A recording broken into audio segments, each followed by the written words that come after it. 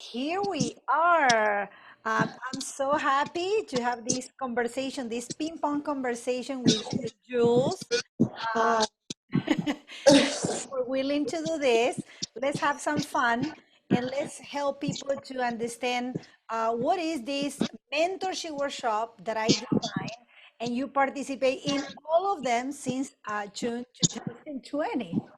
So let me ask you, because first I want to say why I create this workshop. You know, when all this pandemic happened, and I have started to have conversations with many of my students and friends and another artists at home, and I feel that I need to create a time in a space online where people can connect and we can keep going on our research about what is performance, what is choreography, what was our relationship with our bodies. And as soon as I did that, you say, I am in, and send me an email. And so here we are. So can you tell the people that listen to us, what was your journey? You know, when you're like, okay, I joined this, but what are your expectation and what is the mentorship workshop about for you from the participant point of view? Okay. Um, where I was in my journey when the workshop started, was really excited to continue all the work I've explored along my journey of life. Um, from the time I've been alive since the pandemic began. So something about the pandemic clarified my ideas and my emotions and my thoughts around the dance industry. Um, but there was a lot of emotional energy around it, and I couldn't quite communicate my ideas or my thoughts or my values um, outside of conversations with friends. I was really struggling, even within myself, to um, talk about why I danced or what it meant to me and see that clearly. Um, and I noticed when the pandemic started, my relationship with dance really purified and clarified.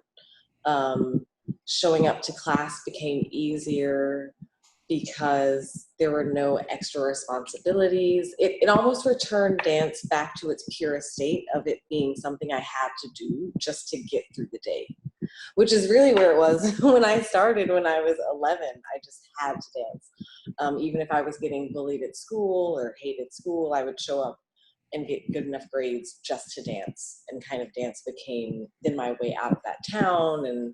And when it becomes your means of financial survival and even social interactions, because it becomes your community, some of that purity left with, I felt, with some of the responsibilities. And even if it was just in terms of claiming time for myself, because I'm an arts worker, administrator, and a performer and a student forever.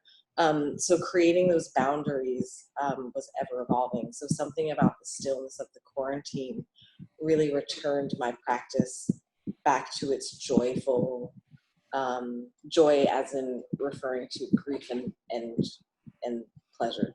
And so, Um, yeah. let me interrupt you and ask you, so what you discovered through the mentorship workshops? Oh, I discovered um, that when your dance is in service to your truest emotions and ideas, and even some of your ugliest thoughts, or scariest desires, that it's limitless. Like what you can do with dance online really becomes limitless and the whole world opens up. I think I was stuck for a couple of weeks, or not stuck, but just getting through the process of thinking that I had to show everyone all of my body every time you gave a homework assignment. And I thought that that was really interesting, especially because for so many years I was anti-class and like I was just kind of go home and do your own dancing. But then when it was time to really show you the work, I felt this sense of loss that people would never see my body again and never see all of the steps and the moves I have, and that I can get my leg up and turn around. And then I kind of, I let that go and really looked at the world around me, my apartment, my home, and saw that there's an infinite way of ideas through the camera to express and explore these ideas that don't take anything away from my dancing ability. Great. And that's great. Yeah. You have any question for me? I do. I guess it's personal. I guess I just wonder how you keep your perseverance and your stamina. There's so, because one of the things I've experienced is that being able to create work or just create your own space, you really just need to take care of yourself and at least it's simultaneously with me taking better care of myself and being kinder to myself. And that gives me the space to express myself and then begin to share. But every once in a while, it's so tempting just to lay in bed and just give it all up. And I wonder when that won't be tempting anymore. Like when will that not be tempting? Sometimes I think Anabella doesn't get tempted to do that. Well, no, I have moments. There are not many, but there are. And usually, being a mom and an educator, I have to take care, of the people that is around me. So I build a stamina to the fact that I have two kids and my husband that I need to take care in the house and students and my friends. But I feel that is my it's like one of the doctors now. It's your duty.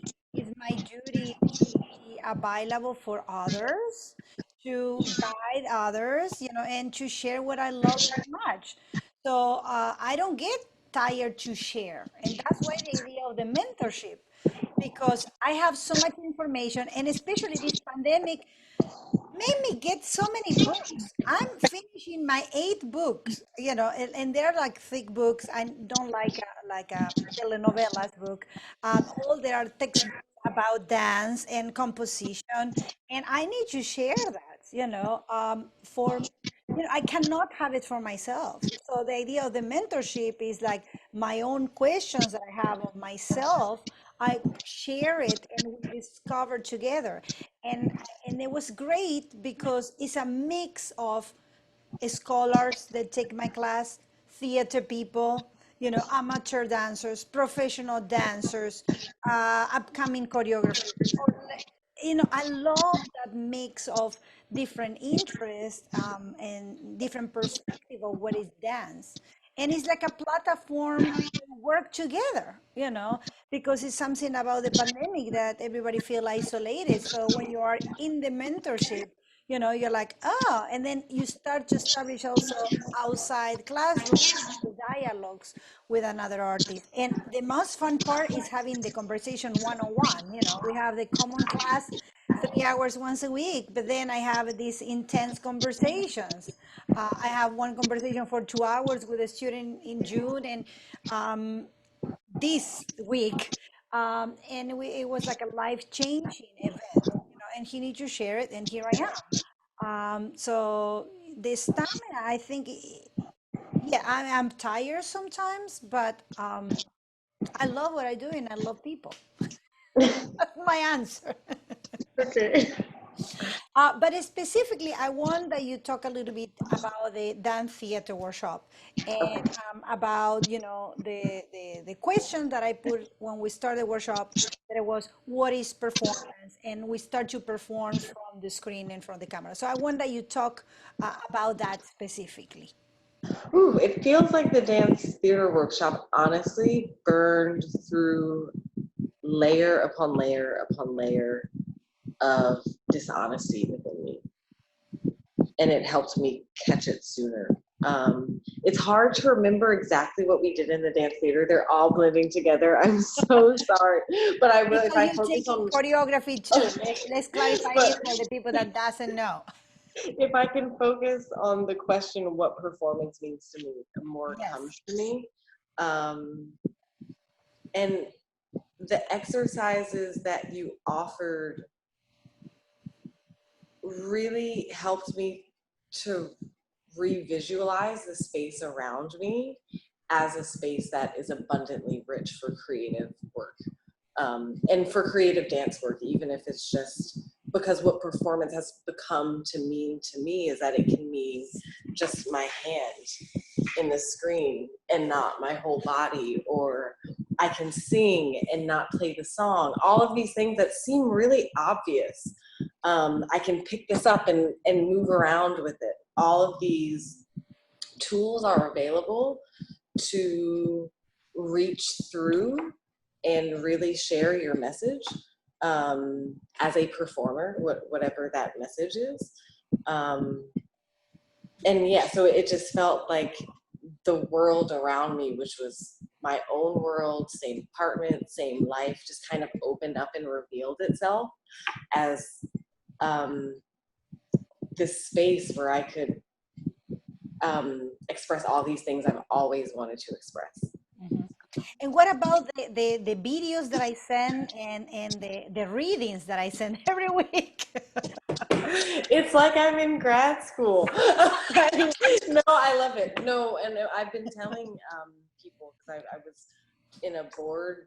Um, I'm on a board, and we were talking about, budgeting for a stipend, and I got to say how much education I've received for $250 every month. It really, really blows my mind, and also ties back into the first question, which is one of the missing pieces for me was history and research. So it's interesting how, I was kind of swimming in confusion because I hadn't looked clearly enough at the past and didn't have a historical context of the past. And once, you offered so many resources from videos, of so many different styles and techniques and, genres and different reading, material, um, I'm able to actually communicate about my ideas, and that was just something that was foggy for a couple of years. But it was the missing piece, and it also seems very obvious because there are videos online, but it's funny how I thought I knew what everything was, and then when I started taking your class and actually looking at these videos and doing the research, I was like, I don't know what this is. I don't know what Trisha Brown is. I don't know what Marissa Cunningham is. I don't know what Bill T. Jones is. I just think I do. Mhm. And yes, confronting that has been, um,